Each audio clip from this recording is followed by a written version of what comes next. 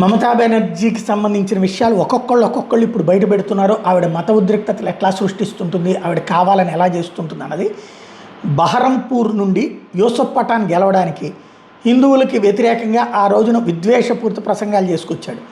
అయితే ఆ విషయానికి ఇప్పుడు తను చెప్పుకొస్తున్న మాట మమతా బెనర్జీ నాకు చెప్పారు, అందుకే నేను హిందువుల్ని భాగీరథి నదిలో పడేస్తానంటూ చెప్పుకొచ్చాను అన్నది. ఆ తర్వాతనే అతను గెలిచాడు. అక్కడ ముస్లింలు అందరూ పోలరైజ్ అయ్యి ఓట్లేశారు. ఇప్పుడు టీఎంసీ ఎమ్మెల్యే హుమాయూన్ కబీర్ ఈ విషయాన్ని చెప్తూ మమతా బెనర్జీ కావాలని ఈ మాట అనమంది, ఆ మాట అన్న తర్వాతనే అక్కడ పోలరైజేషన్ జరిగింది, అందుకోసమని మేము చేశామన్నటువంటి విషయాన్ని ఓపెన్గా చెప్పుకొస్తున్నారు. తద్వారా రాబోయేటటువంటి రోజుల్లో ఇంకా ఇలాంటి విధ్వంసపూరితమైనటువంటి ప్రకటనలు, రెచ్చగొట్టుడు ప్రకటనలు, ముస్లింలు సంతుష్టీకరణ, హిందువులను అవమానించడం, హిందువులు ఎంతగా అవమానించబడితే అంతగా పడుంటారు, అదే ముస్లింలకు సంబంధించి సంతోషపడతారన్నటువంటి మమతా బెనర్జీ ఫార్ములా అయితే మళ్ళీ అమలు చేయబోతారు.